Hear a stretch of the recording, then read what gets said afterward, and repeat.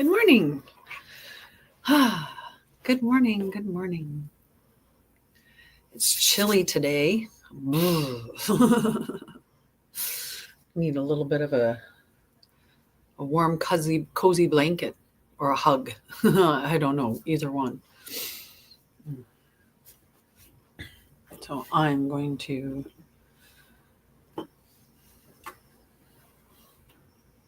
smudge. I'm just honoring. I'm taking a moment in my mind and I'm honoring the sacred herb of Palo Santo. All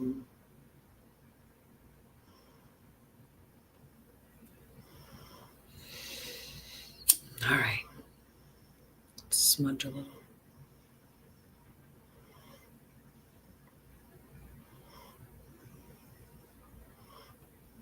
All righty. Good morning. Good morning.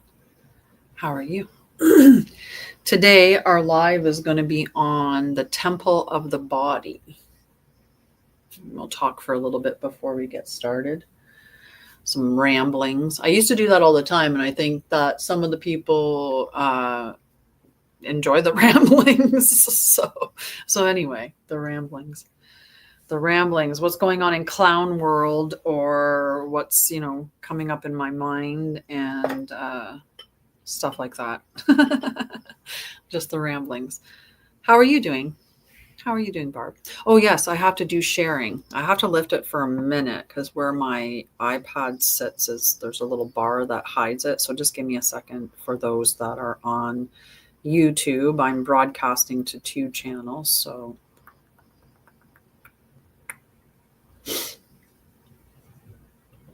there's certain people that I don't share it to. But when you're sharing in the list like this, it's always takes a moment to be like, okay, yep, okay.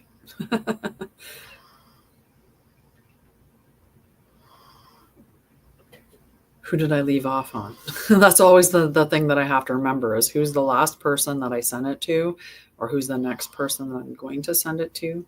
So I don't send it to to the same person multiple times. There he is.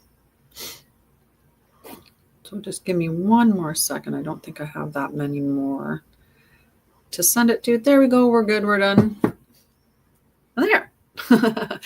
All right. Good morning. Good morning. How are you? We're going to talk today about the temple of the body. So if that's something that interests you, then do stick around. I'm going to give it a little minute for some people to show up that typically come and hang out with me. And I did my sharing on, hi, Blue Healer, how are you? And hi, Meg, how are you? So welcome in. We're going to talk about the temple of the body. We're going to do some, what I do here is I teach, I activate, I do meditations, I give you practical tools to use. So it's a variety of different things that we'll process through during the live today. And while we're waiting for some people to arrive, because I just shared it out, we're just going to have a chit chat until that happens.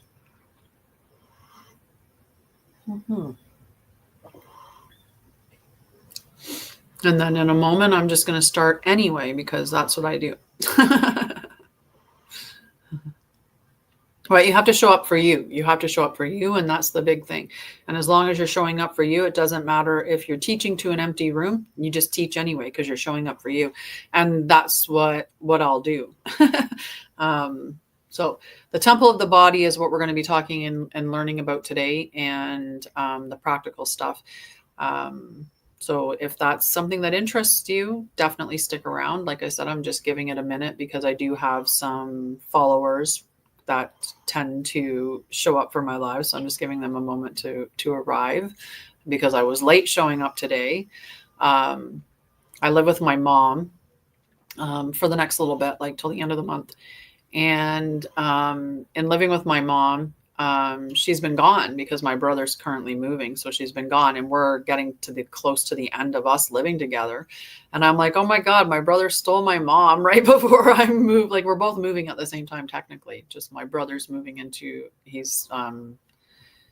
they're moving. And I'm living with my mom. So it's just interesting that right before I go to leave, that ends up being the time that he ends up taking her away too. So today I was a little bit late because I was hanging out with my mom for a little bit. She came home for the night and then left again. So I only had that one night to check in with her and hang out with her. So yeah. So I'm going to tap some likes on the screen because I love myself. And I know the way that TikTok works is that it works by likes. And I don't know if my likes on myself count, but I'm going to see if it does so that it can get this out there in front of the people that are meant to hear it. Hi, Carla. How are you? But like I said, either way, I show up for me. So at 11:11, when it's 11:11 my time, which is in 2 minutes, I'm going to, hi Joe, I'm going to be talking about the temple of the body, and we're going to do some practical stuff. We're going to get activated. We're going to learn some stuff. We're going to grow and expand. You know, it's all good stuff. That's what I'm here for. I'm here to teach about ascension. Love and light to you, my friend. I'm here to talk and teach about ascension. This is what the truth, right? The truth will set you free. And, you know, we're here to ascend. We're here to remember who we are, to remember what we are, to remember, right? We're here to remember. So today we're going to talk about the temple of the body, like I was saying. I do have YouTube on above as well. So you'll see me looking up, and I also have show notes. Hello. Beautiful. So I have a free group. So definitely check out my website's the same as my name. So Anshara'El.com is my website. And you can go there. I have a free group, and I drop for every live that I do, I put it's a journal page, but it's actually a PDF document that it'll have a mantra to say, it'll have a ritual, it'll have some optional things that you can do. And then it has journal prompts that you can download and that go along with whatever the material is that I'm teaching. And I'm teaching some pretty awesome things right now. Like, I'm not teaching the stuff that I used to teach. I'm not teaching about, cycling around in any victimhood spaces or anything like that. Now I'm teaching you the truth. I'm teaching you knowledge from the ancient knowledge. I channel many of my teachings. My teachings are based on Christic principles. It's about, the truth of the world, the truth of life. I do, in the one group that I have, they're tiered groups. So I have another channel called One Truth Sets You Free, because it just takes one truth to set you free and you're awake. And on that channel, I do a podcast called The Truth Will Set You Free. And I talk about things like that, like the illusion of money, about being in the matrix and how to break free of the matrix, and all of those kinds of stuff is there. And there's teachings in there, like public teaching things. So the group that I have on my website, that's the Ascension Gateway, the Guardian Pathway, and the Christic Mastery Circle, they're a tiered group. So when you advance to the higher level of the group, you get everything that's in the other groups all the time. Like, you don't lose access to the lower groups. So they're tiered groups. In the first one, it's 11:11, and it is a group where there's extra teaching. So it'll teach you how to discern things for yourself, how to do rituals to clear yourself of false light connections that you may have made through healing or interacting with other people's content, because there's a lot of false healers out there. Anything that creates a looping system within you, or where you have to continue to come back. And I say this with as much love as I can. I love you guys, but I don't want you to stay in a program with me. And you can ask Tammy about that, because Tammy and we were sitting in a group every single day. We would show up and we were sitting in groups. And, I had different grades that I had established at one point. In the beginning, we were just sitting in a group every day for a couple of hours, and I was teaching and helping, and it was like being on here when I used to do my lives. There were cards and there were all kinds of things, and it really was what I used to do on here, just moved to Zoom and moved into a group, because I thought, well, rather than people subscribe for me here and me get what TikTok gives me as a cut, I'm just going to do my own thing, and then I'll get the whole 888 sort of thing. Well, then I changed it, and I decided there needs to be some separation, because not everybody is at the same level of awakeness. Not everybody has at the same level of healedness. So if we have everybody mingling, then I'm dropping or talking about things that can be quite high level, and that can be very triggering for somebody that's not at that level. So I thought, well, we have to have some sort of grays, and I pondered that for a long time and tried to figure it out. The point is I don't want people staying in the same spot. I want people evolving and growing. I want you doing those things. But you can still interact with me. You can join the groups that I have, or you can do a one-to-one session with me. And in the Bridge to Light, Tammy, I meet up with you once a month, every single month, to check in. I haven't set a date for this month, but I will. It's winding down, so I should get on that. But we did just end. So technically, it hasn't been a month, but every month there will be a meeting within that group. So once so for anybody that decides to do the Bridge to Light, which is my trauma healing, is what it is. It's healing. Anyway, I'm getting way into sales, and that wasn't what I was going to do. But I have a lot of awesome things on my website. Just go check it out. We're going to do some teaching now, though. We're going to learn some things that are going to expand and help you to grow and evolve. So the first thing that I wanted to talk about is just the celestial alignment. So right now, the celestial alignment is that Venus is trining Neptune and the sun into Gemini. So what this creates is a portal of divine embodiment. So it's just activating crystalline presence and sensual restoration and sacred union. So this is, powerful energy, and it's the sacred union between spirit and form. I'm going to be doing a mini series on sacred union. I'm going to talk about the divine feminine. I'm going to talk about the divine masculine. I'm going to talk about what sacred union really looks like. And I'll talk about within that soulmates and twin flames, because it's language that everybody's using. So I'll explain that. That's something that I'll be putting on at a future time. So I'll talk about that, but I'm just giving you an idea that I am going to be teaching on that. It won't be free, but it might be something that's like $30 or whatever, right? Like it'll be something that's, it's definitely will be reasonably priced. I'm just not sure what the price is. So I don't know.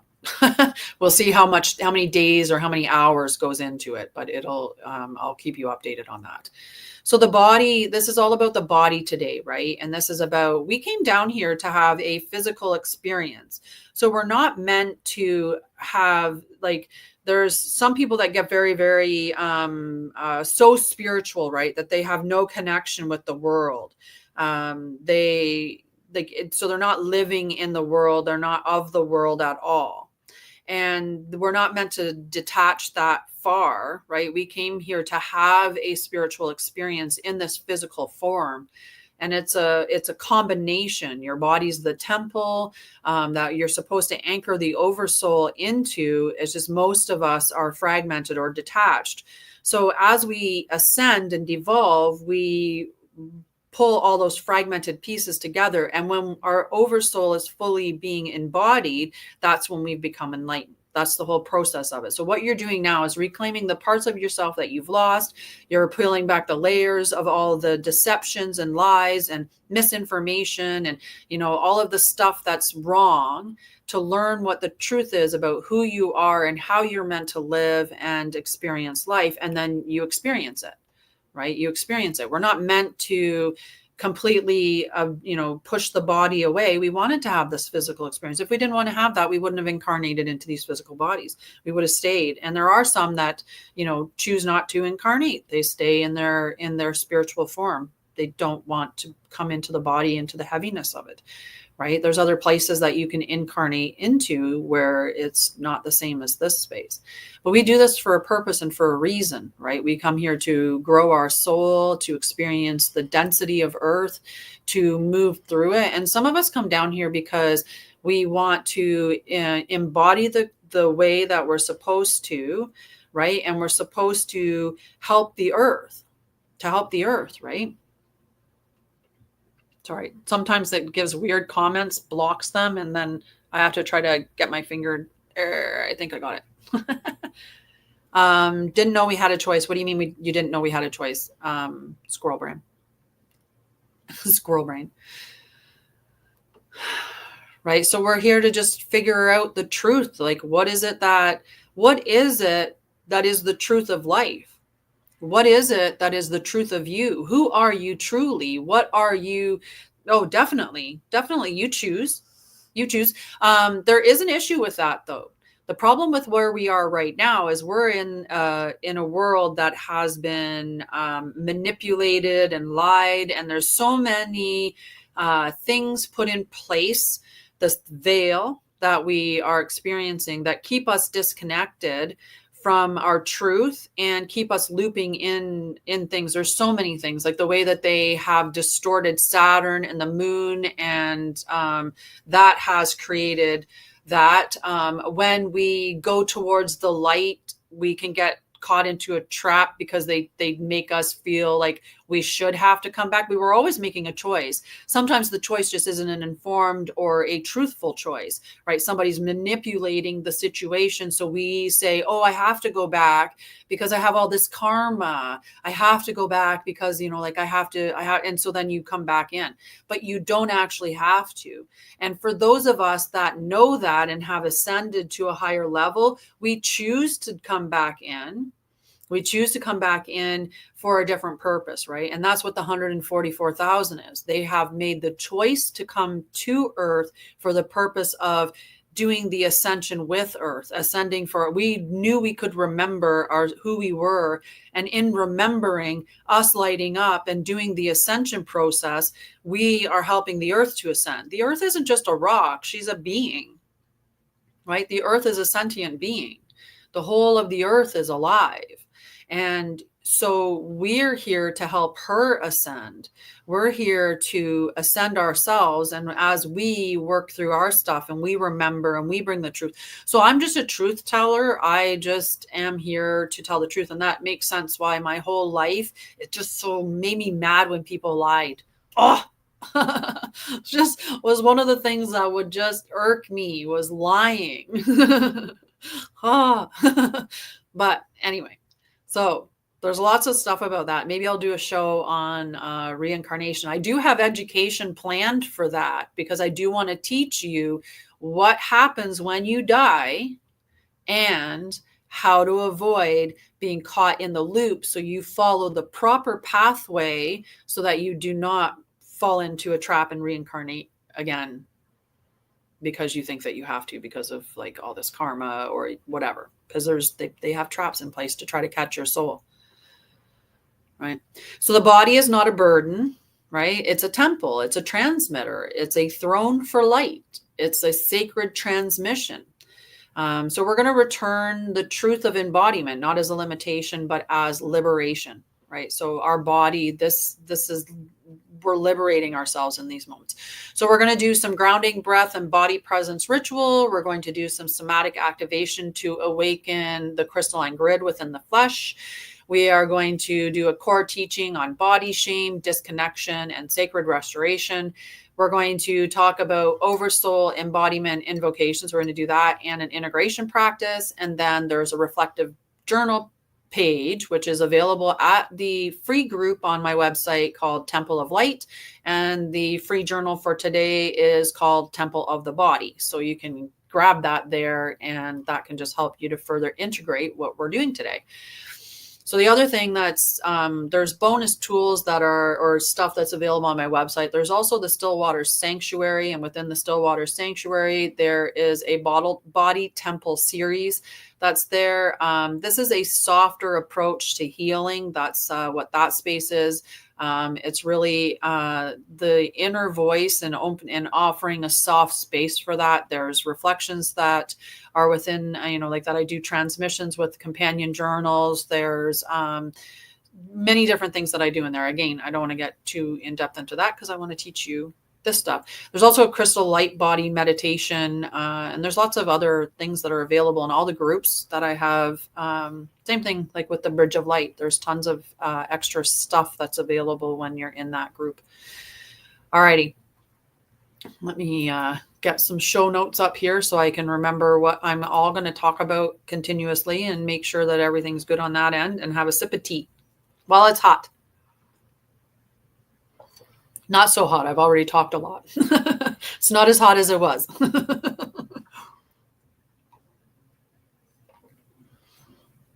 But that's why I have a travel mug, because then I always have hot tea. Okay. So today, this transmission is a return fully and gently to the sanctuary of your own body. For too long, we have inherited the belief that the body is this problem to be solved or a limitation to be transcended, right? Like even when people talk about transcending in the spiritual journey, they think about as we ascend into the higher dimensions, we're gonna ascend out of our body. And that's not what we're meant to do. If we incarnate into a physical space like this, we came to experience a physical space. And as much as we will do some transcendent and we will lift ourselves into higher dimensions, it's not about exiting the body, it's about crystallizing the body or doing the upgrades to the body so the body transcends and elevates with us, right? We're not leaving the body behind. We're gonna you upgrade your DNA, and you know that, and so that the body can ascend with you. So your physical form was never an obstacle. It is the architecture of remembrance. I have to close my window, guys. I'm like getting quite chilly. And it's not far. There. Whew.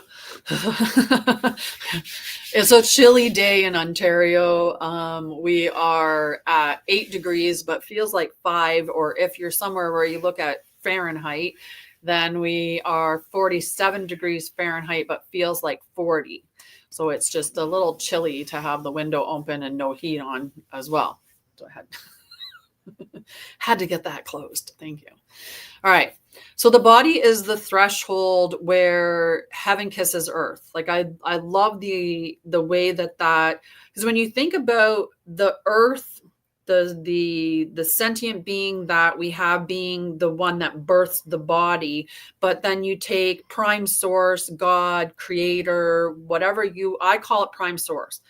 That is the spirit birth. Right. So those two merging together in this space, it is heaven kissing the earth. It's a beautiful concept.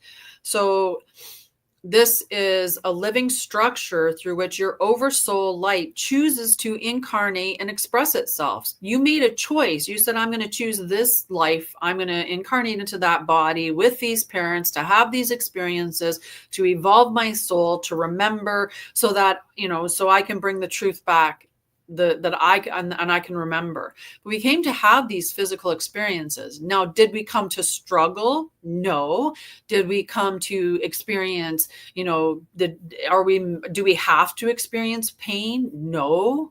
Right? Those are all the lies and distortions that the inverted reality we're in because of certain factors that's created that. But that's not what how we're supposed to be. And what we're meant to do is embody the truth. So you live the true expression of what you're supposed to do. So we are energetic beings having a physical experience. Breath work is something we should do every day. We should do toning. We should be meditating. We should be doing grid work. We should be structuring our water. We should, sound is powerful, right? So if you're not working with sound, you should be.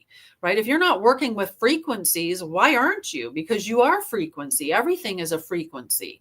So there's, and when we are in its density, right? So the 3D is a denser space than 4D is. In order for you to move into 4D, you have to let go of the fear. You have to let go of the lack mentality. You have to let go of victimhood. You have to let go of, looking at everything and fighting in that duality sense. You evolve beyond that. You have to let go of your trauma.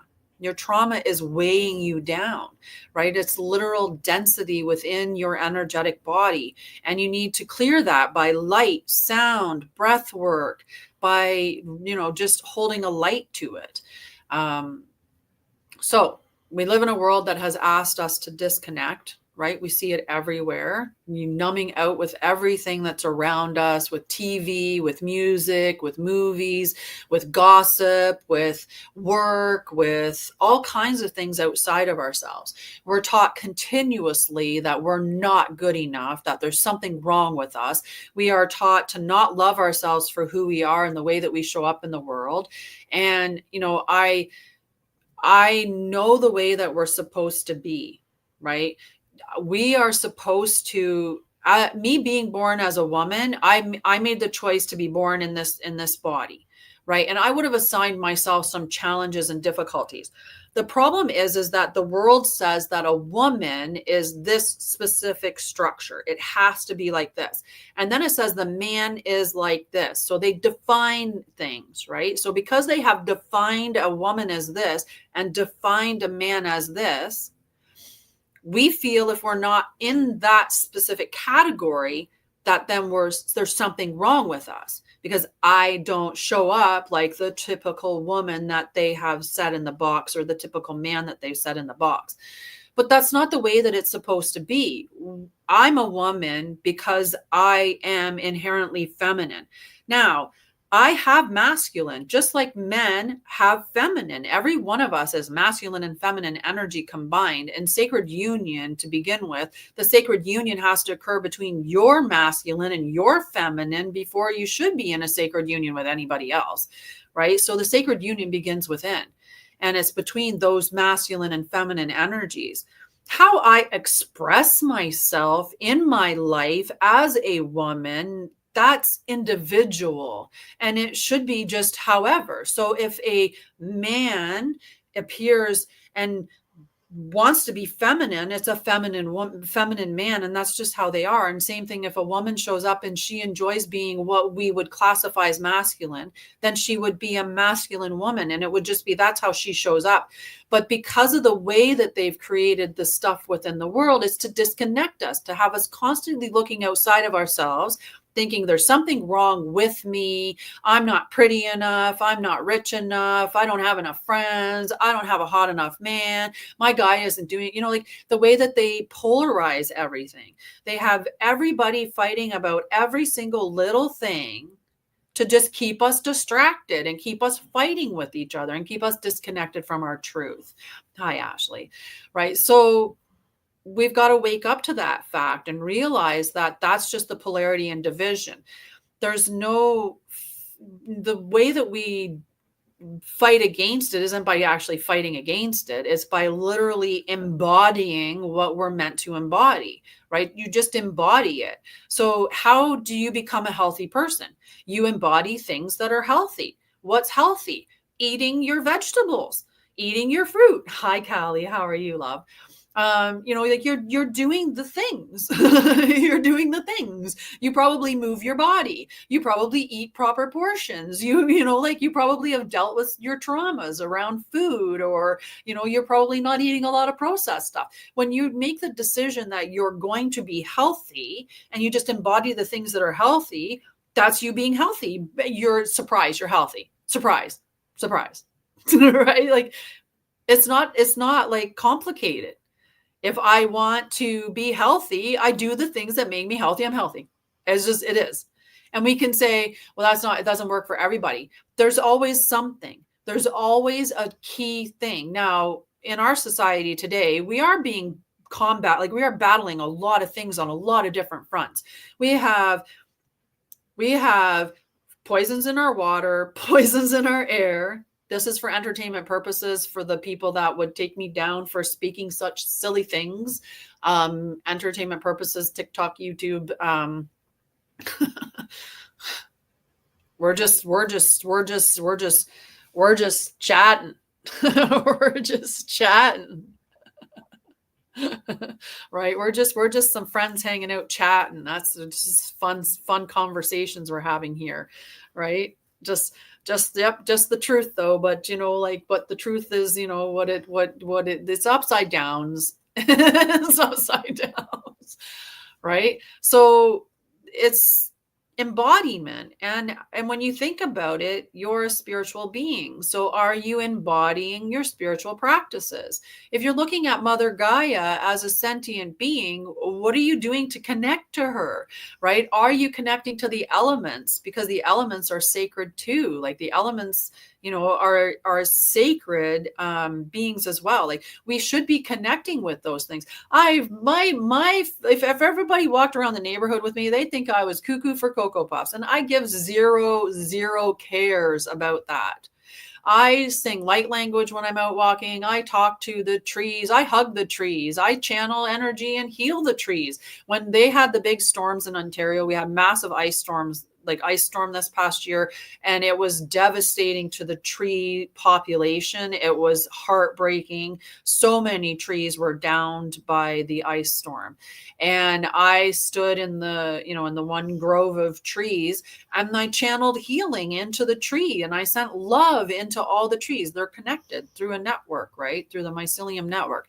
So they channel and they send that healing energy out. They've actually done tests on it. If a tree falls down in a grove of trees, the other trees send energy down the root system into the root system of the tree that's fallen, right? Like these are the things that we're supposed to be doing with our lives. This is how we're meant to be living, right? We're meant to be puttering around in our garden, growing our food, tending to it with love, making our food from, like holistically with our hands involved, together as a family, in a collective community where and it is a nurturing thing. It is a predominantly woman thing. It's not that men don't look after children. They do, but men have different function when they're in their masculine energy, right? When they're embodying their masculine energy, just like women have different function when we are embodying our feminine energy.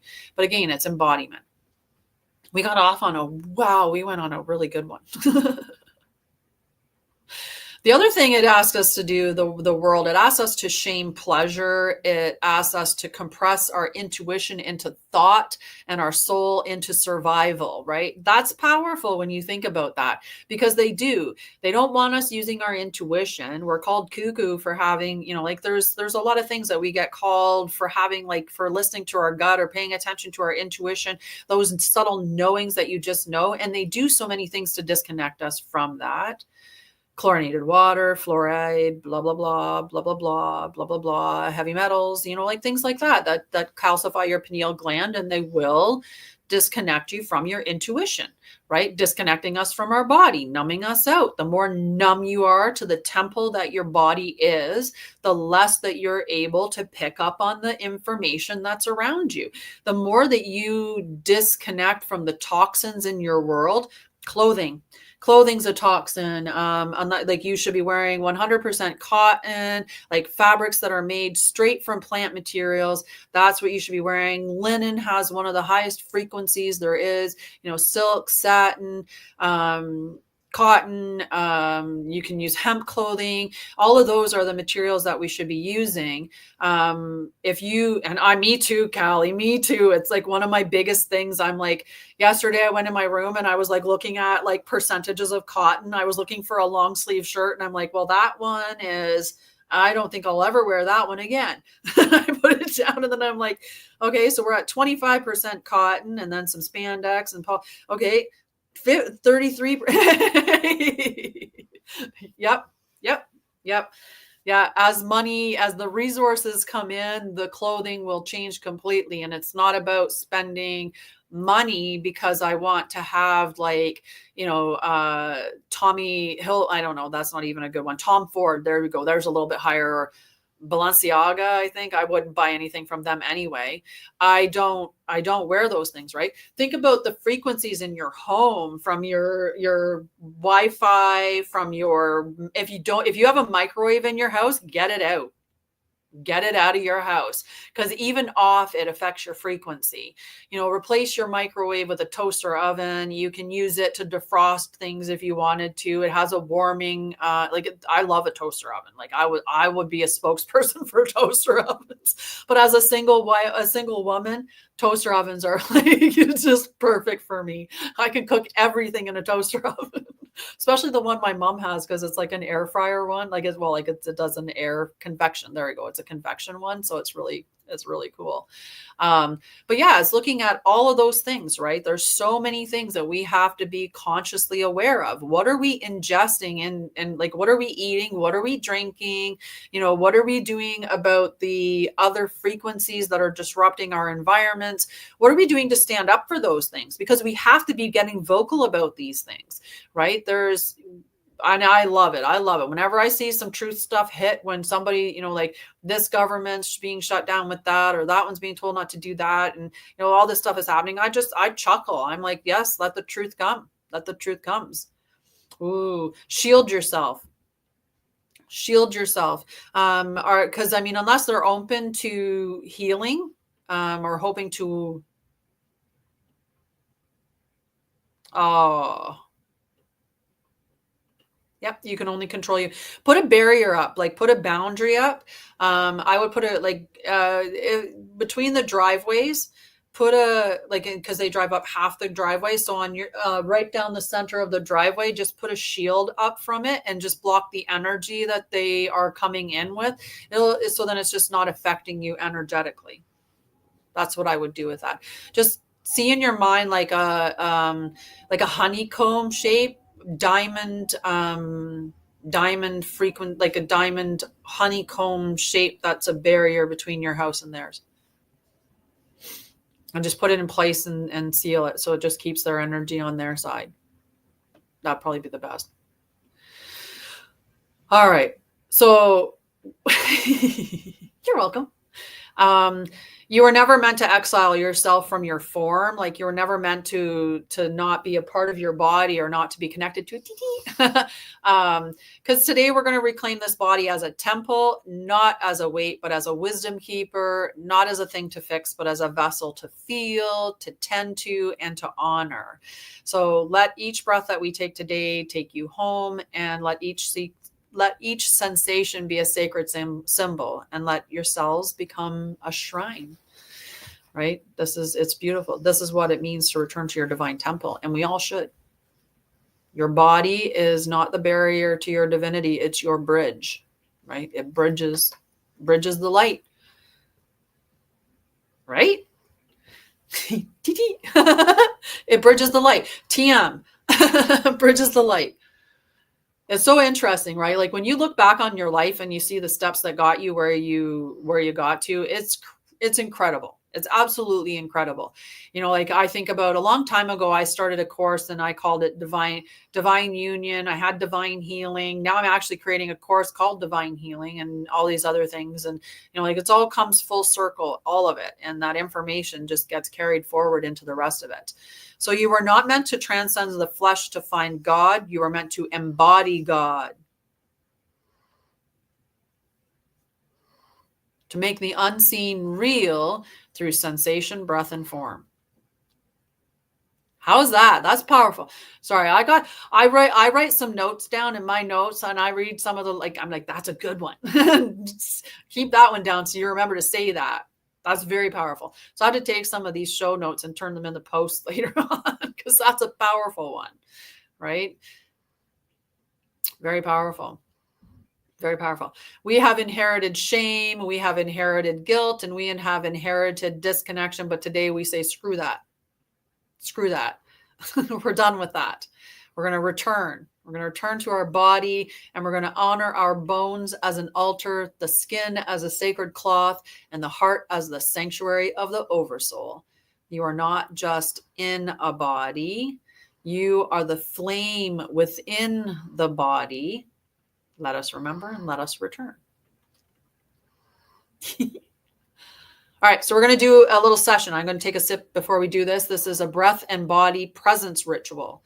And this is opening the inner sanctuary. This is what this one is called. So I started just around 11. So if you're looking to replay this again, it would be about 45 minutes-ish into the program. So if you wanted to rewatch it on the YouTube channel, you can catch it at about 45 minutes in, a little shy of that, 40 minutes in, let's say 40 minutes in. Okay, so you can do this one sitting or standing. I'm going to sit, and you're not like, you're just standing comfortably. So we're sitting or standing comfortably. I want you to close your eyes if you're safe to do so. And then we're going to take our lovely hands, and you know you got chakras in the center of your palms, right? You got chakras in your hands. So we're going to take these chakras on your hand, and we're going to put them on our body on other chakras. And the ones that we're going to put it on is the heart and the solar plexus. Or if you want, you can drop it lower into the sacral, whichever one feels more comfortable to you. Some of us have some traumas that make the sacral a very tender space. We'll just call it tender. So putting it in your solar plexus. The other thing about connecting your heart and solar plexus is the heart is where the divine feminine energy sits right now, and the solar plexus is where the divine masculine is sitting right now. So putting your hands in those spaces connects that as well. But like I said, you can go down to the to the sacral chakra if you want to kind of hold yourself like in the womb space. And for men, it's just the hara, but it's still the womb space. Everybody has a womb space, but even if you don't have a womb, and even if you've had a hysterectomy, you still have the womb space. It doesn't take that. There's an energetic space within the body. All right, so we're going to inhale for 4 counts while we're doing this, right? We're going to close our eyes and we're going to inhale for 4 counts. And as we're inhaling for that 4 counts, we're going to fill the body with light. And then we're going to exhale for 6 counts, just softening into presence, right? So in for 4, out for 6. All right, ready? We're going to do 3 breaths like that. And then I'll keep your eyes closed and I'll continue on with where we're headed in our journey. But I just wanted to talk about the breath first. So hands on your spots, wherever you choose to put them, eyes closed, if you're safe to do so. And now let's start with our inhale in for 4. In, out,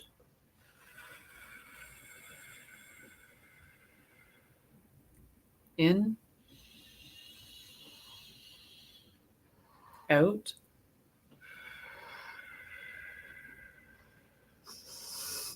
in,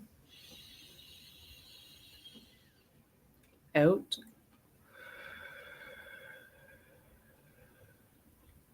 I want you to start to just gently sway with your spine. Let the body move however it has you move.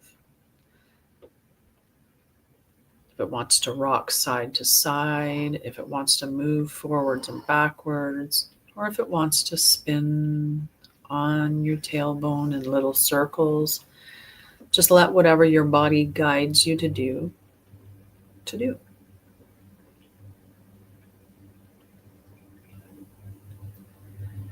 going to take your hands now that are on those chakras and you're going to put them on your thighs. And as you put them on your thighs, you're just going to ground down into the earth. So see, if you're seated, see either roots growing out from your bottom or from the bottoms of your feet, whatever place is touching the ground. And you see those roots growing out deep into the earth. You have lots of small ones that go and touch in with the trees' roots in this mycelium network. We have one taproot, and that taproot goes deep, deep into the earth, and it connects with Mother Gaia's heart. And we're grounded very firmly now into our body.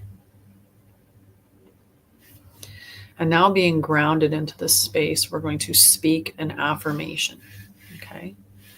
And what you're going to say is, I am here in this body. I soften into sacred form.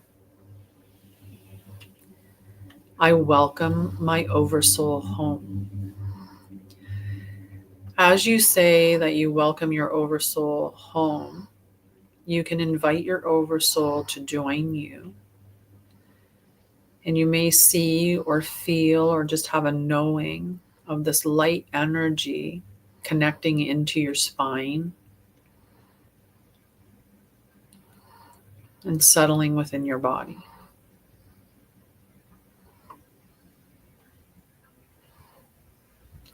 And just sit there for a moment with that energy embodied.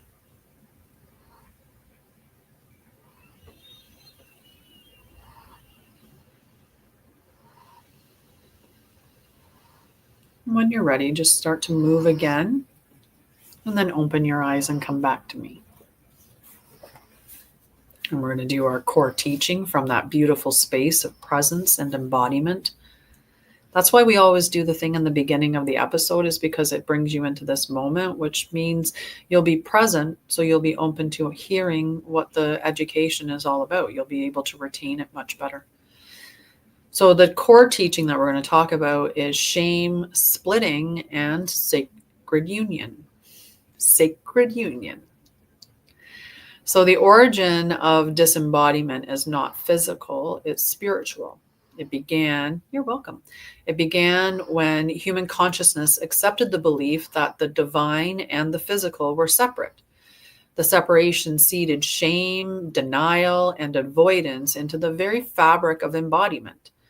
When ancient distortions infiltrated spiritual teachings, they began to frame the body as impure, as animalistic, and even sinful. Like, how many of us have been like this is like, you like, think about religion, right? And some of the things that, where your body, should be very shamed, right? The way that some of the language is out there from the stuff, right?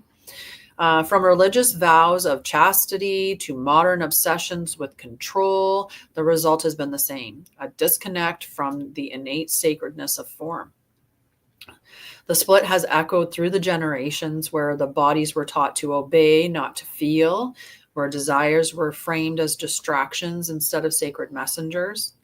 And then pain is dismissed as weakness, and rest is denied, right? We're not allowed to rest because we have to be performing, we have to be hustling, we have to be go and do and people pleasing and all these other things, right? There's so much that we have to be doing.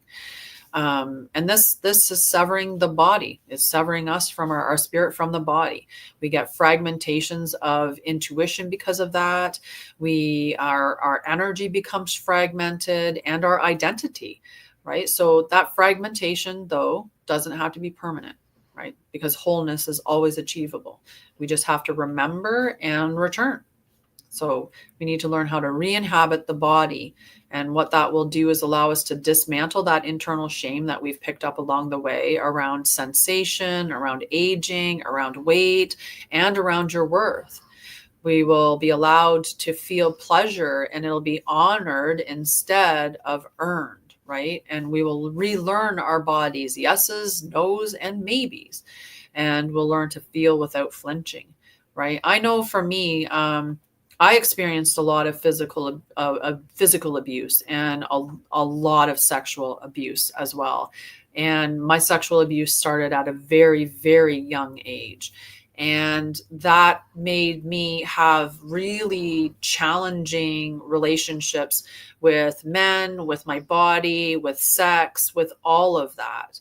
And that's something that a lot of women or individuals, because this isn't a female thing, right? And that's something that we have to learn as well, that there are, while it may be more women overall, it is a lot, period, and it's not biased to gender at all, right? It is a trauma that we all deal with. And, many of us, and I used to say a lot of times, like, they used to tell me, oh, it's like, I don't know. I think they used to say there was 4 in 10 women experience that. And I'm like, I don't think so. I think that's, you only think that many are affected by that because many people don't say anything. Like, how many people, like a person, like I had, one guy was sexually harassing me at work, and he would, when I would go to walk by, he would make sure that he moved forward so that I would have to walk by and touch him, right? I would say that too. I would say 9 out of 10 as well. That was what my numbers and estimates were. Because every conversation I had with women, it resulted in the same thing. The woman would say yes. And I know many men who, luckily enough, have felt comfortable enough to disclose that to me. I know many men who have experienced it as well. And, maybe not as high as women, but, it's still significant and way higher than we even realize, way higher. And I think, some of the stuff that's coming out with the PD thing, and you know what I'm talking about with the trial that's ongoing right now, but a lot of that stuff is going to reveal that there's a lot of little boys that were harmed in that situation as well. So yeah. Yeah, it does create that feeling of you disconnect from your body. You have difficulties with relationships, right? You have difficulties with your body, and it can lead to a lot of weight.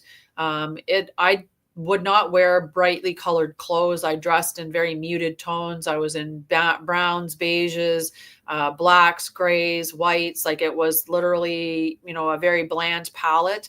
And the reason why is because I didn't want to call any attention to me. I used to have a saying that chubby girls were harder to kidnap. So, eat cake and stay safe.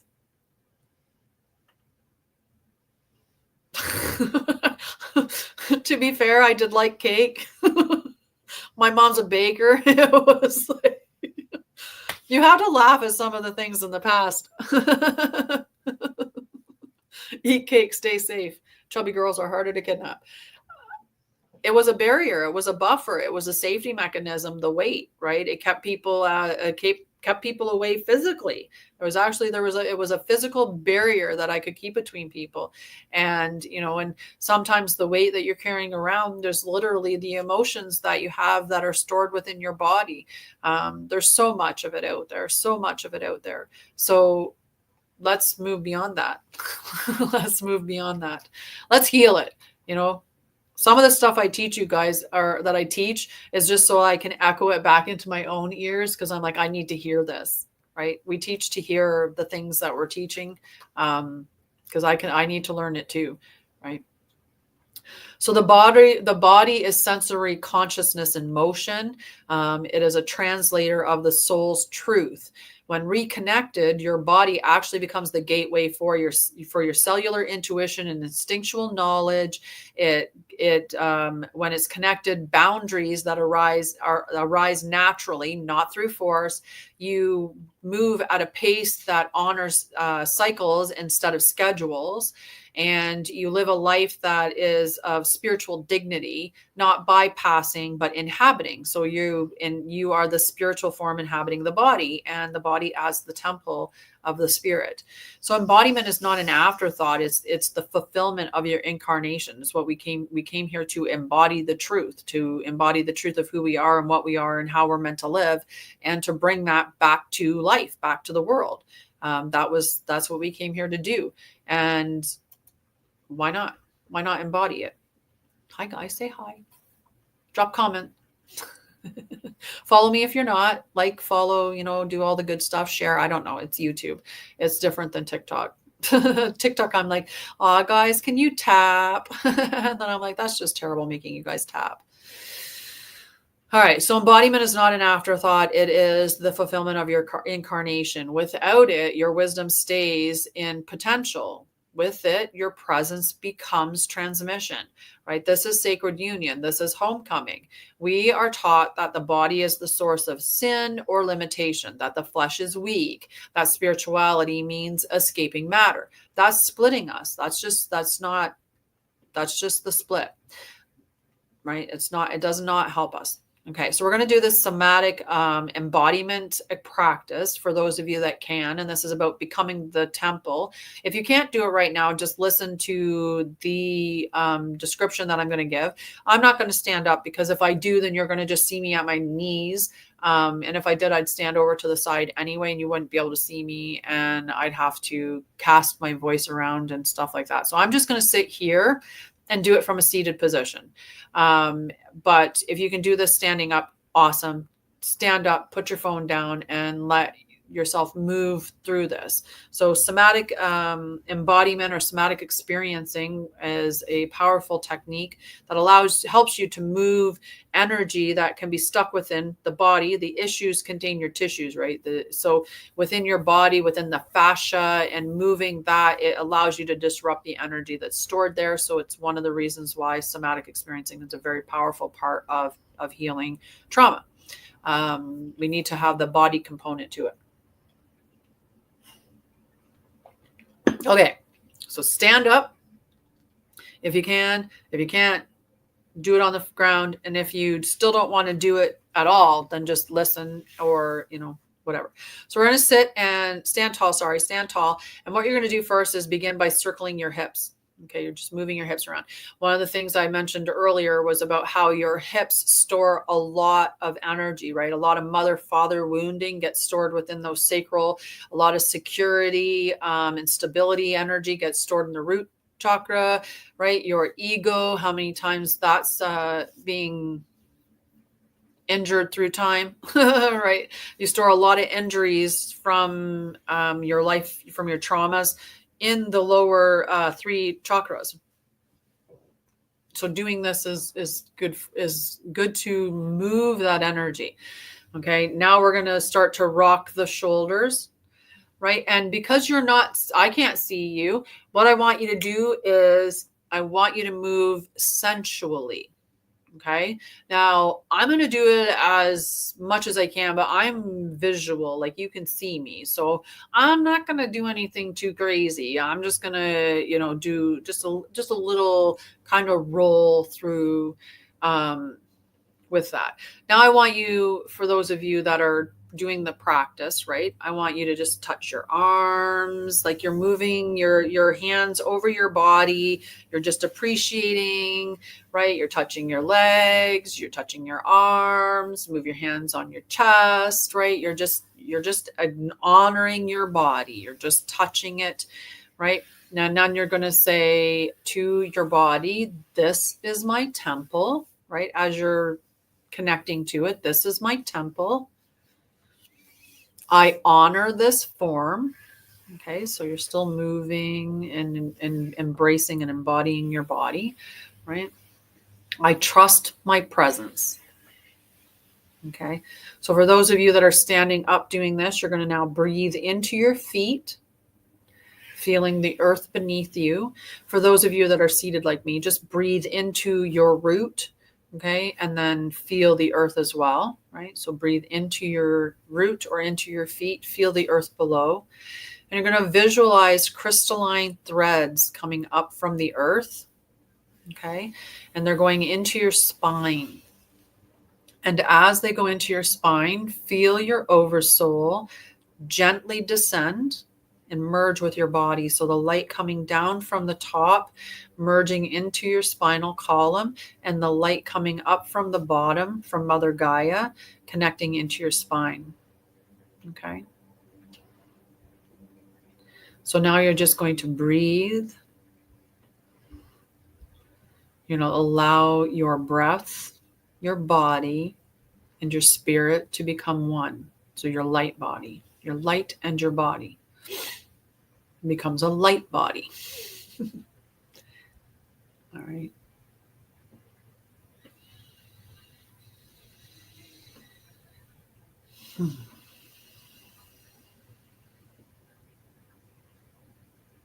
Perfect. Perfect. All right. You can come and sit back down, or for those of you that were seated, you can open your eyes and come back now and hang out with me. Okay. So now we're going to do some questions and answers. So these are some of the questions that I've come across that people may have in regards to the topic of your body and returning to sacred form. So one question is, how do I know if I'm disconnected from my body? So signs include numbness, constant mental activity, clumsiness, pain without cause, and forgetting to eat, rest, or hydrate. That also sounds a lot like some of us with ADHD. I'm just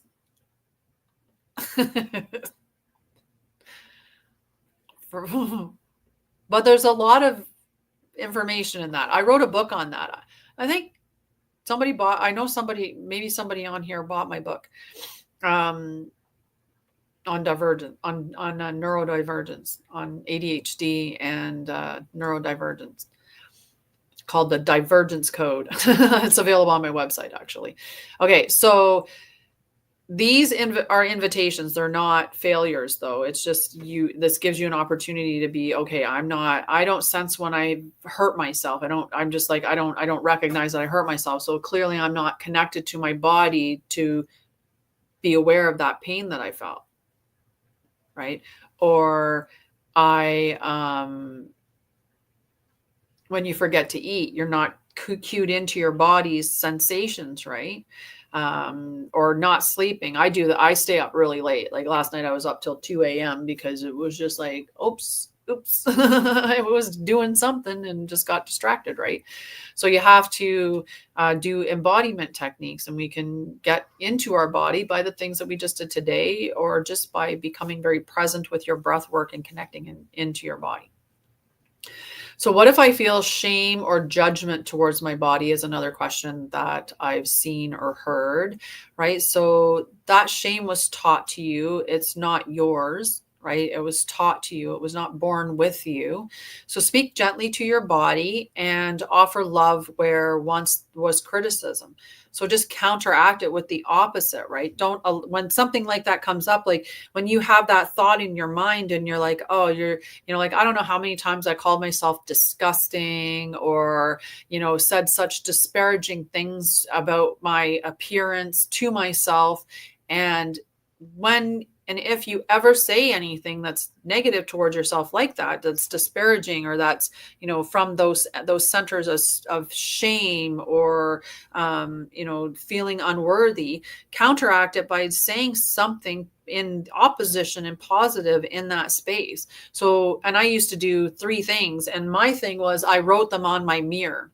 So if I said, like, I'm such a loser, I would go in and write 3 counter affirmations to I'm a loser on my bathroom mirror. And I was lucky in the one bathroom that I had. And I say lucky because the mirror, like the sink and toilet, were opposing each other. So the mirror was sitting in front of you. So when you went and sat on the toilet, you were looking at the mirror. So you got to constantly read it, right, when you were in the bathroom. Whereas, many mirrors aren't positioned that way. They're to the side or something like that. But still, every time that you go to wash your hands, every time that you're brushing your teeth, you're sitting there looking in the mirror with all of these things that are counteracting the stuff that you're saying to yourself. And it's not stuff that you would ever say to yourself if you went back to the day of your birth and never experienced the traumas, right? You wouldn't be saying those things to yourself right now. You're only saying them because other people said them to you. Good morning, Steve. Right?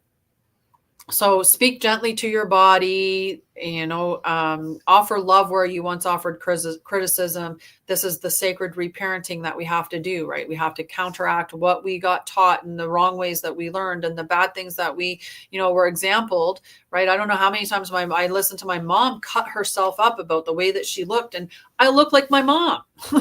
So my mom would be sitting there in one breath, she's telling me you're beautiful. And then in another breath, she's talking about how she's so unattractive. And I'm like, everybody says we look exactly alike. What are you talking about? Like, I see you in the mirror. Like, how can you tell me I'm beautiful and tell you you're, like, how can I not hear that in my own self? Right. So, how many of us had parents talking so negatively about their bodies? Glory to be to God as well, for sure. So how can embodiment support my ascension?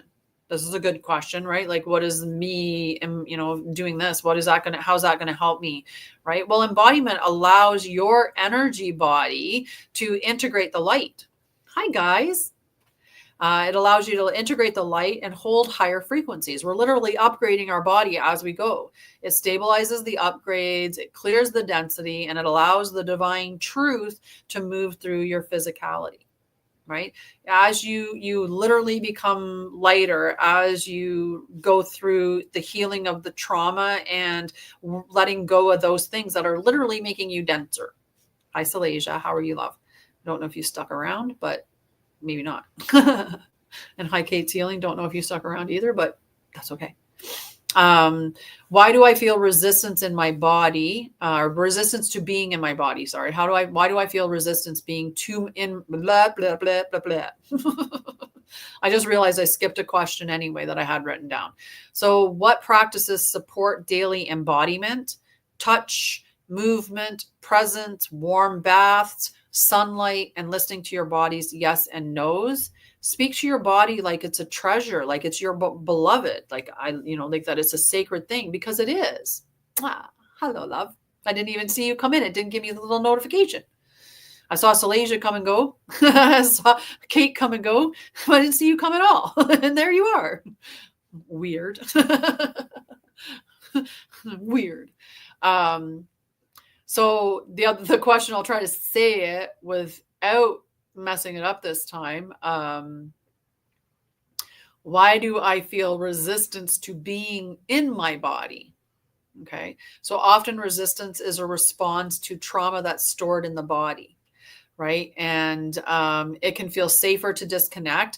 We learned it through our traumas that we experienced. So when you're a small child and you think about, we talked today about sexual abuse in children because I talked about, my experience. So think about a child. How does a child comprehend what's going on? How does a child handle all of that stuff, that adult stuff and the pain and the, they don't handle it to the whole body because they're not embodied when they experience. They detach and disassociate from their body. So the body takes a portion, the spirit takes a portion, the emotional body takes a portion, the mental body takes a portion. So it gets separated out so that it doesn't completely break that spirit.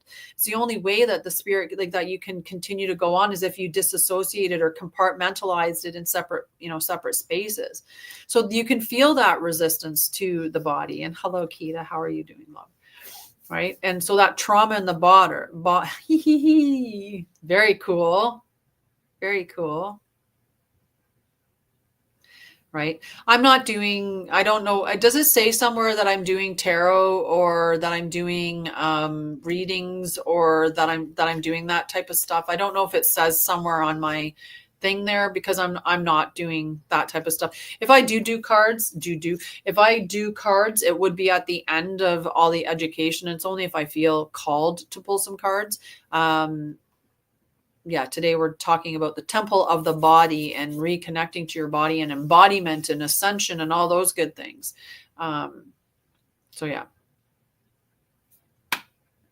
So not just, it can feel safer just to disconnect, right? Because of those experiences. So approach the body gently and consistently.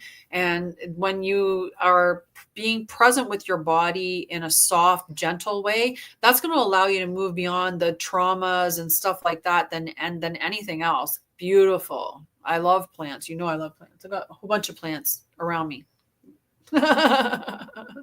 And that's not the half of them. There's so many more.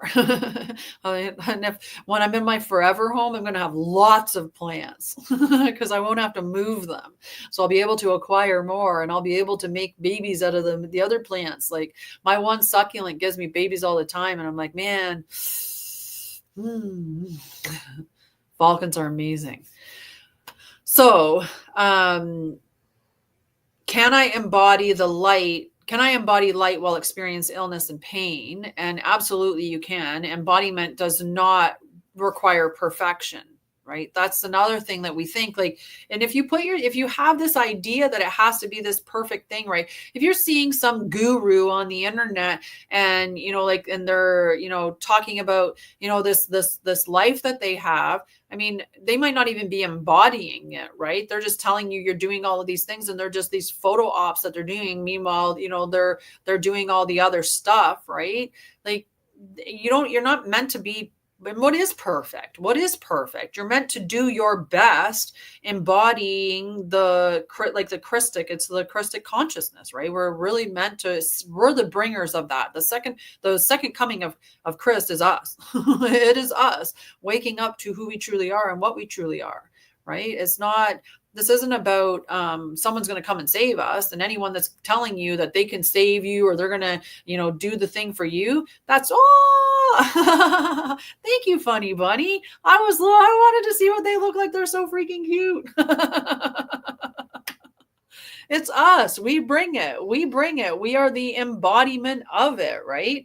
I appreciate you so much. You have no idea, right? I've been doing everything I can not to ask for donations, not to ask for handouts, because I don't think that I should, because I do so many beautiful things that are worthwhile of people just interacting and engaging with and actually purchasing products and, like my books.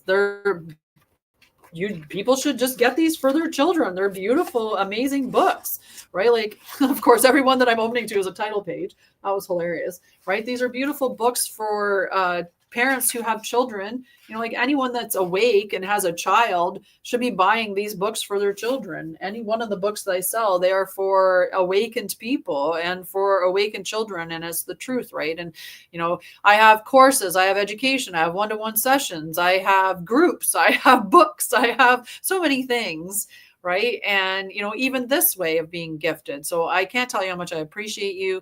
The other day when I did my live, I was talking about the whole donation thing, and I was talking about how I was on another friend's live, and I was like, you know what, the tides are changing, because she was talking about how she's looking for a little bit of, yes, you can buy. I'm online completely.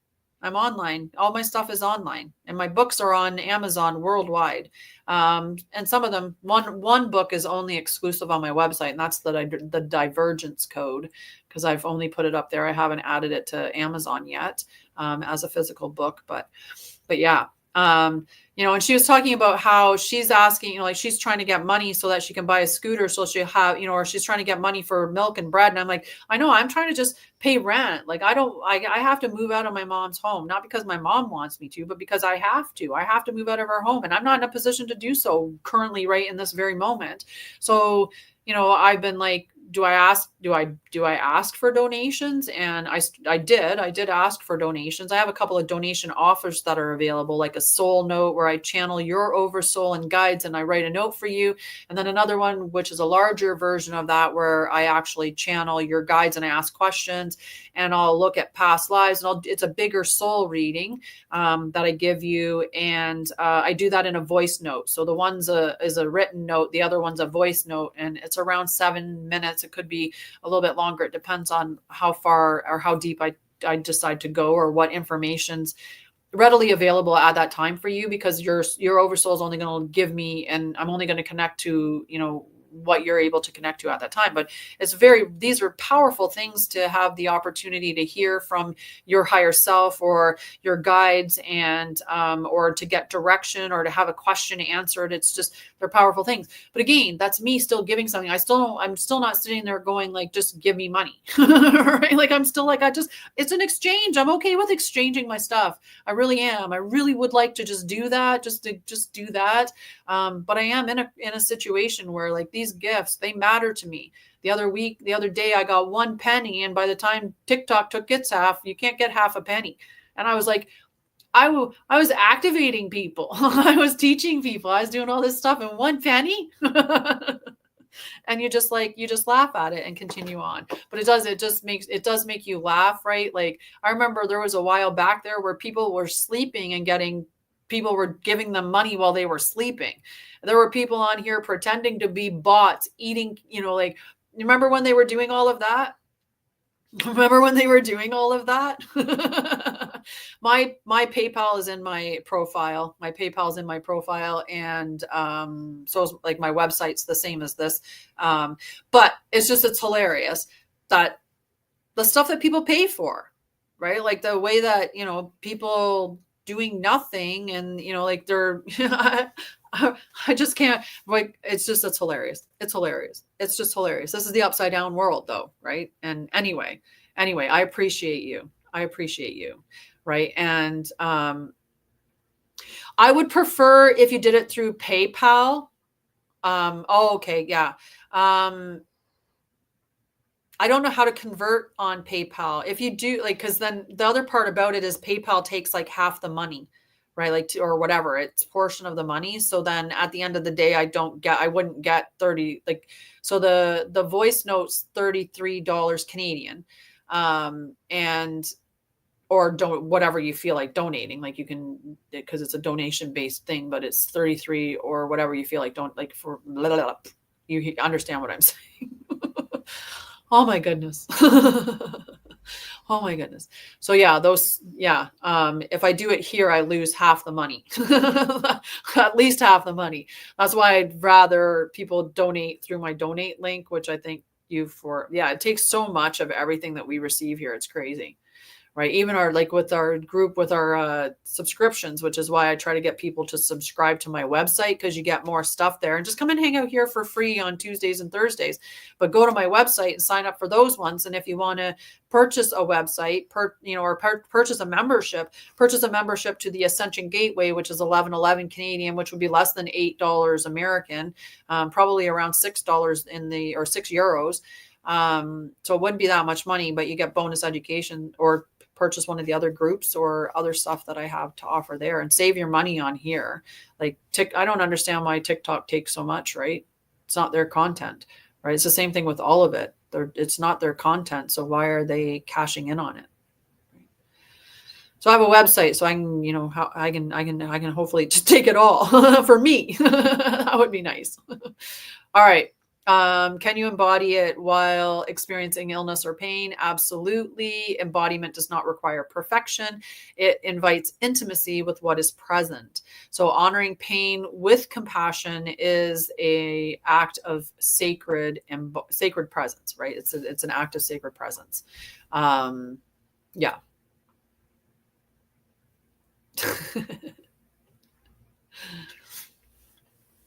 Sorry, just YouTube. Yeah. So how do I know my body is guiding me? So when do you know that you're present in your body, and your body is you're embodied, right? So you're moving from an embodied state. And that is when each choice feels grounded, it feels expansive, or it feels clear in your gut, your heart, your limbs, your body. Then your body is speaking. Trust its language, right? Trust when your body feels safe, or when you feel guided through that expansive portion. If you feel this urge to create something, and when you feel that urge to create, it makes you feel like, go create it, go do it. Hi, Jer Bear. Go create it. Right. That's when you're speaking through your body. Trust that, because intuition is felt before it's in the mind. Right. The mind is secondary. Right. You think that the brain told you to do something, like your thoughts, you think that mentally you were told.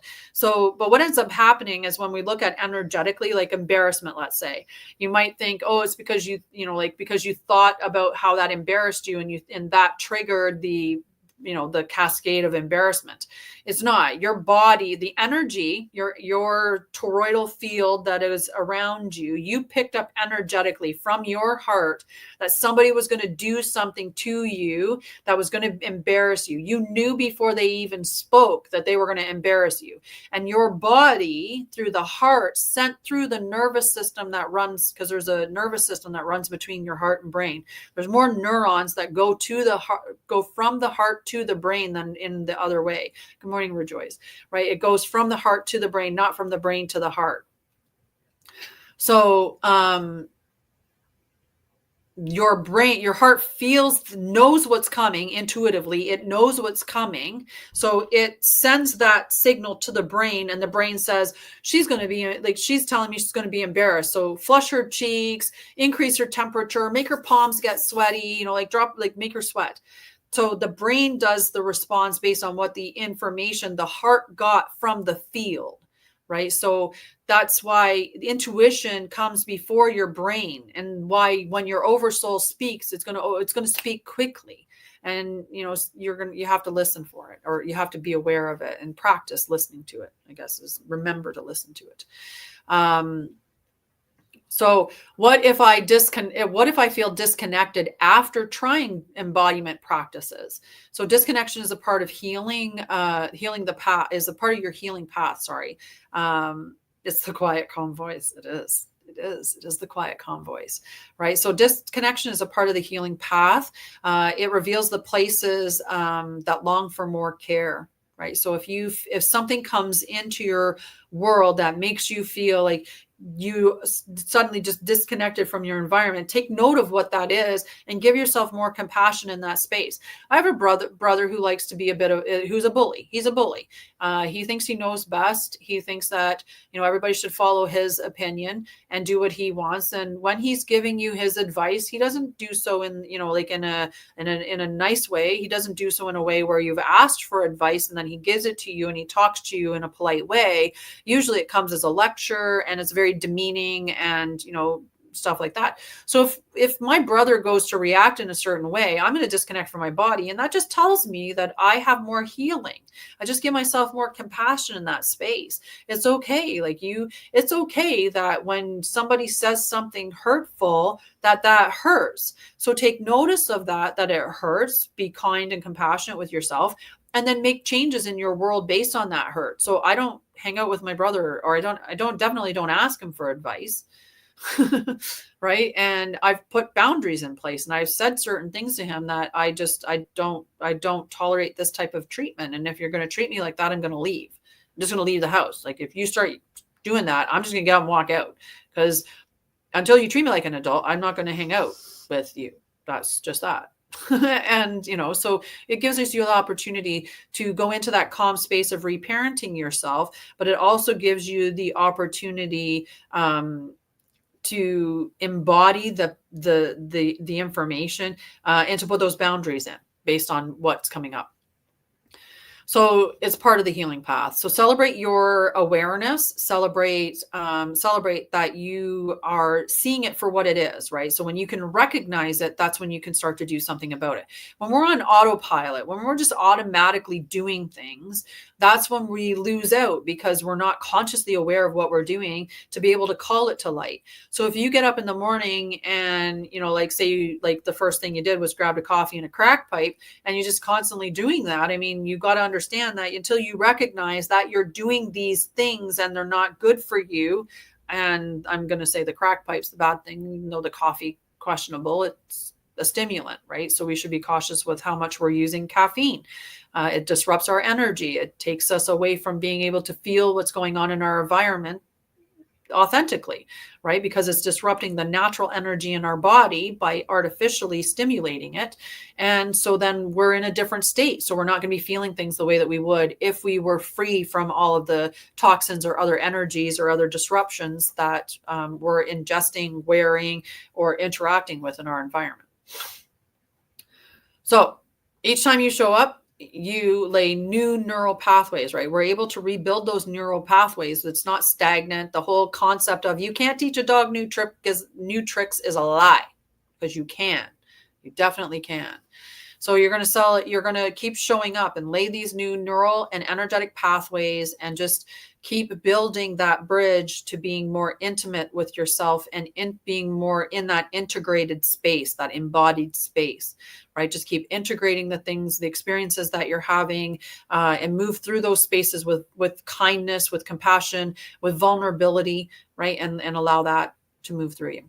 So we have another exercise that we're going to do, but I'm going to sip on some tea first. And if you have any questions that I didn't answer, you can always ask them. Or if you have any comments on any of the question and answers that I shared, let me know.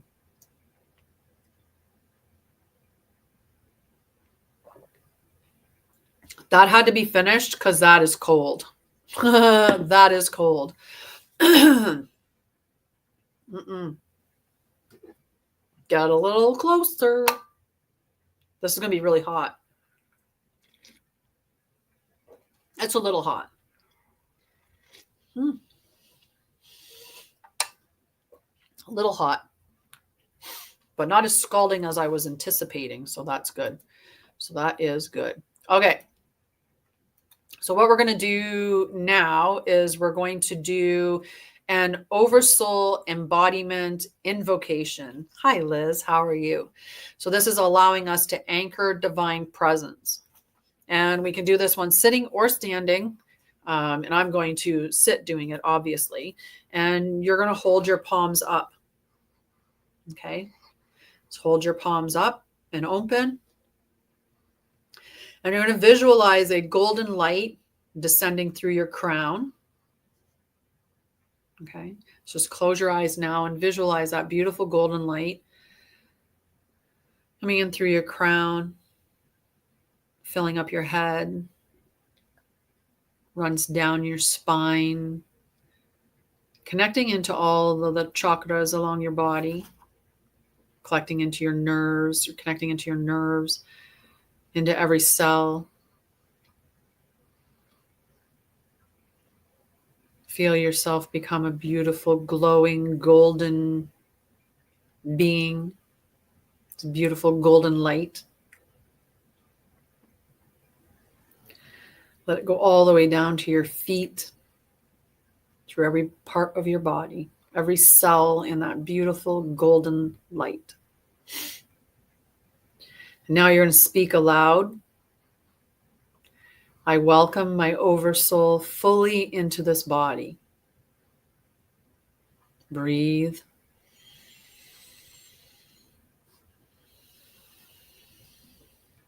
This form is my temple.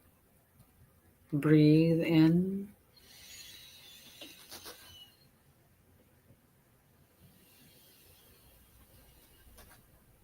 This life is sacred. Breathe in.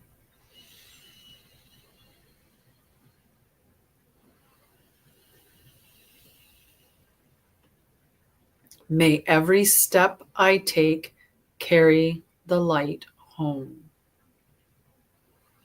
Breathe in.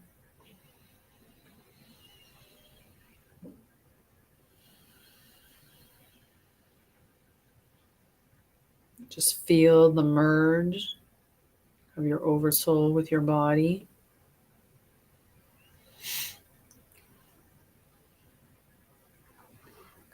Feel the soft strength return.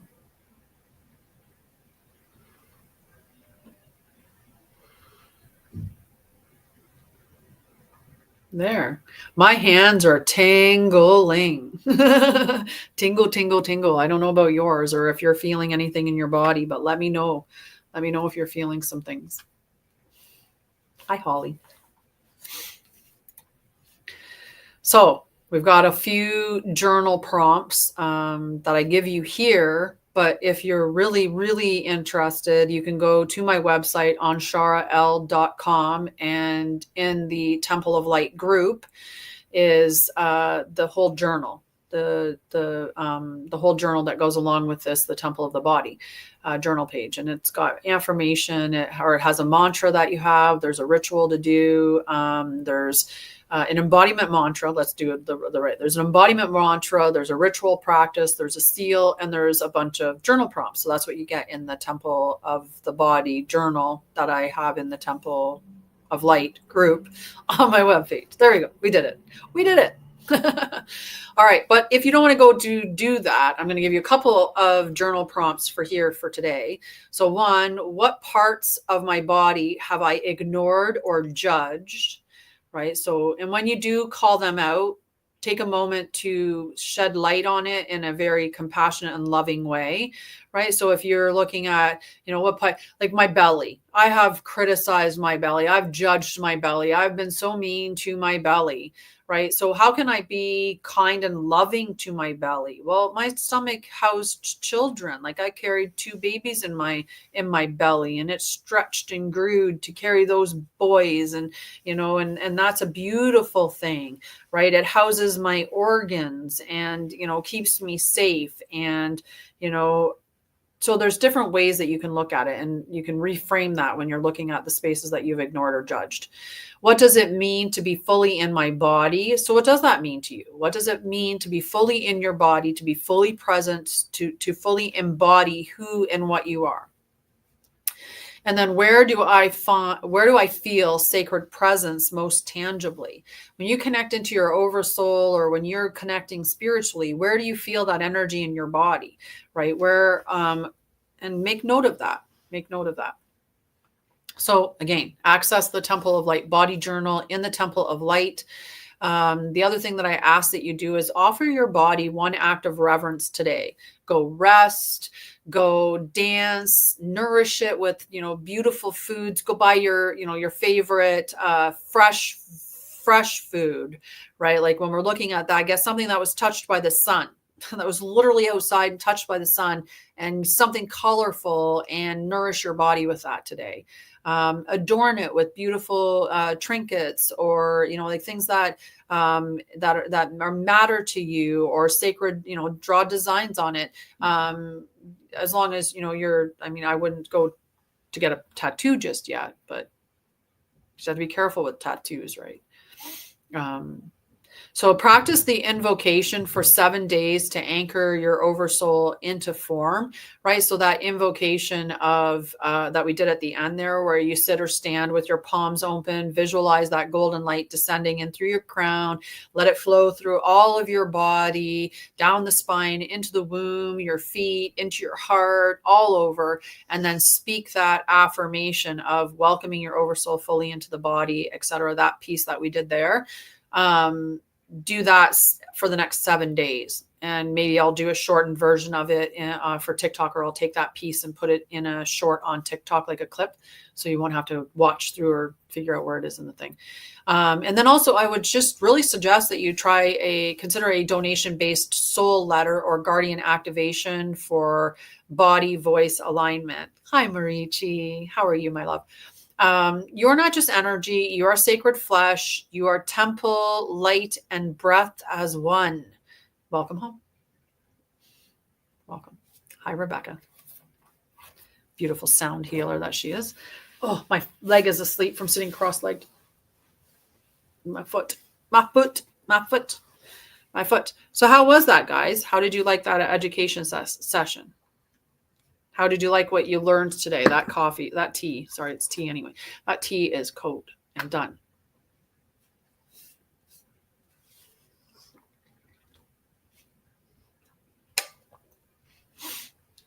Do you feel that it was a good session, that you learned lots, or that those little practices or invocations or like those types of things, do you find that they're worthwhile? Like, do you like the structure of the live show for those of you that stuck around for pretty much the entire show? I'm pretty sure there were a couple, like Joe and Chickadee. We're gonna have a session soon.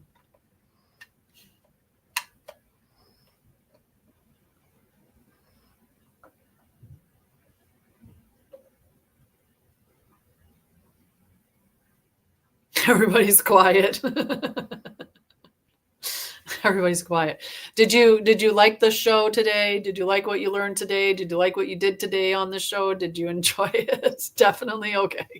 I'm like, please give me some feedback, guys. I don't know if I'm headed. I'm just doing me, right? I'm embodying me, and I'm just doing me and bringing that to the world. And these are the things that I do and that I know we're meant to do.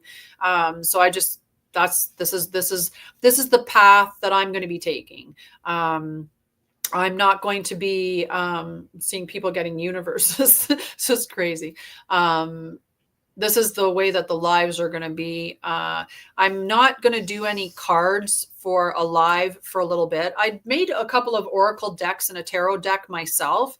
And once I made my own tarot and oracle deck, and I haven't got them published yet, I'm in the process of taking the one tarot deck that I've done. I'm looking at putting it on my website so that you can go on and you can do a reading online. But that's a lot of back end work, like a lot of tech work. And so that's just, it's going to take a little bit to create that process so that that'll be up there. But ever since I did that, and then I started looking into, the languaging that some people were using, or I started considering like what was in the stuff that they're putting out, and you're hearing about all of these like energetic decks.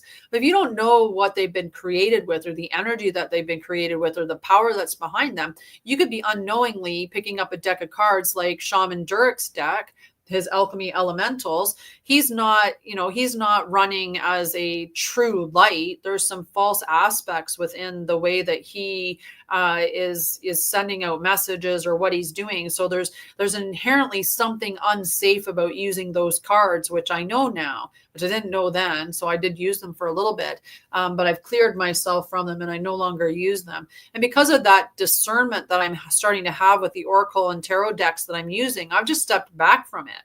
And, I talk with my higher self all the time and my guides, and, I connect to high councils and, ascended beings and stuff. So I haven't been using the cards as much, but I will be using, I will do cards again, but just, this is just me. So I think, this is how the lives are going to go. I don't know if I'll always do, say, 3 activations or invocations or practical things within the lives. But at least for now, I kind of like that, where you get some education, we do a little bit, or you get the intro, you do a little bit. So then you're in the present moment to listen to the education, and then you do a little bit, and you get some more education, and you do a little bit, and then education, and you go home. But anyway, if you're looking to go deeper with me, come check out my website, Anshara'El.com.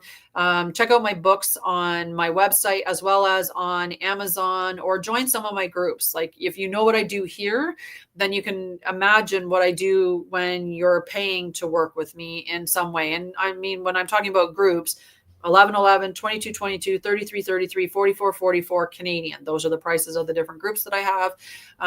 Yes, working with me I think the most expensive thing I have is the Bridge to Light program, which is on sale right now for $555 Canadian, so $555 Canadian. It's a healing course. It's allowing you to heal through your traumas. It has a light book, it has a book that goes along with it that has there's so much in it. I start thinking about it and my brain squirrels on it. It literally starts to swirl on it. It's like, well, you get all the meditations and the activations, and you get the journal that's fillable with all the guides. And then you get the student handouts for each of the sessions.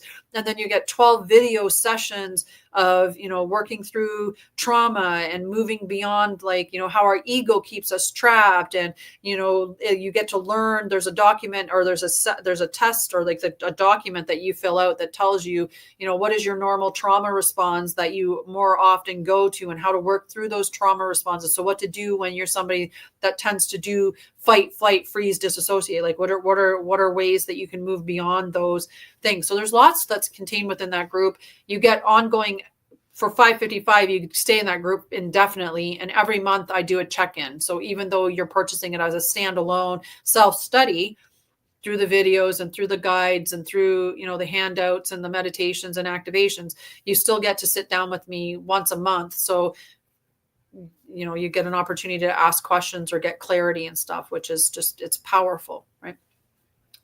So come check out my stuff. Please just support me. And if you know people that are looking for things that I offer, then, I would appreciate, that being shared. I have to reset up, I used to have, a loyalty program set up on the website. But when I changed my website, that stuff didn't merge over with it. I thought it would, because I thought it was back end stuff. So I thought it just stayed, but it didn't.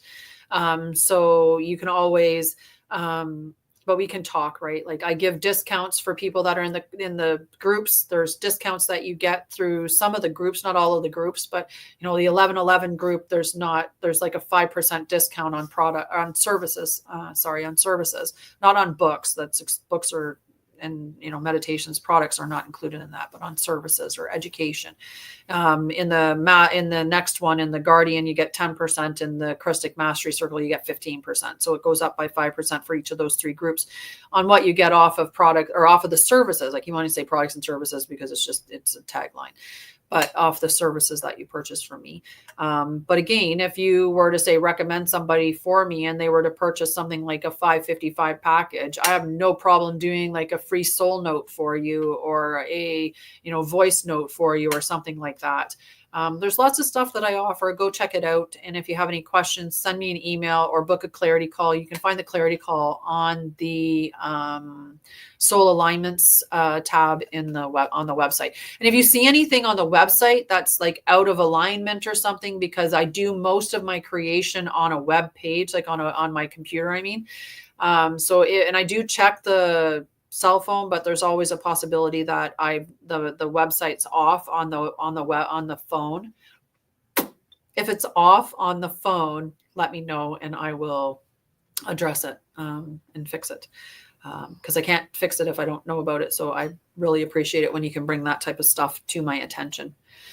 All right. I love you guys. Let's see. Let's look in on next week. I have some show notes written down. Next week is going to be the 27th, I believe.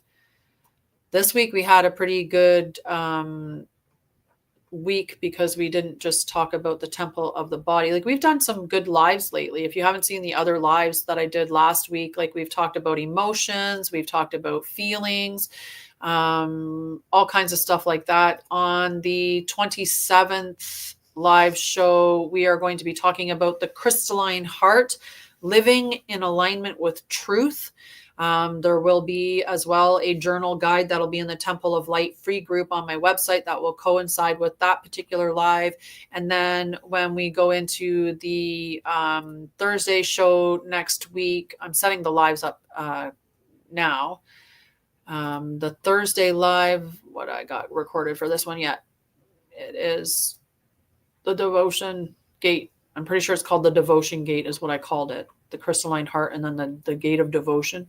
Or the Devotion Gate. What did I call it? I'm like, what did I name it? I know I named it something like that. I love you. The Gate of Devotion, returning to sacred commitment. So that's the episodes next week. So when I craft my episodes, what I do is I check the planetary alignment. So like what is going on with the alignment in the skies, because with that's going to dictate what type of session where I'm going to focus my energy. So next week with the moon in Cancer trining Saturn, that's an invitation to root spiritual longing into form. It's rebuild trust with the path and restore the sacred bond between intention and embodiment. So the Gate of Devotion and the returning of sacred commitment fits within what the planetary and alignments are doing. So that's how I work on my episodes, or how I do them based on the celestial alignments, and also just channeling with myself and what I feel coming up for that with my guides or with my higher self, and what feels appropriate for this particular time. So anyway, check out the other recordings. They're all on YouTube. Any of the lives that I've had here, they're all on YouTube. And if you need anything from me between now and next week, you know where to find me. I might do a surprise live this weekend. I don't know. My mom's not going to be here, so that gives me the freedom to just do it whenever if I feel like it. But that's where it's a flow thing. I have my structure with my 2 lives. Anything else, I do it in flow. So if I feel like flowing into a live, I will see you on a live then. Otherwise, I'll see you here on Tuesday. And I'll let you know, Chickadee, when I'm going to set that meeting up for in the group. It might be next Tuesday. But if not Tuesday, then next Thursday. Okay. But I'll let you know. Okay. All right. Love you guys. Have a beautiful, beautiful Friday, Saturday, Sunday, Monday. I'll see you on Tuesday. Make sure that you do your embodiment, your oversoul invocation for the next 7 days to really embody that in. And I will see you on Tuesday. I got to get nice and close because so I can reach and shut everything down. Bye, guys. Love you.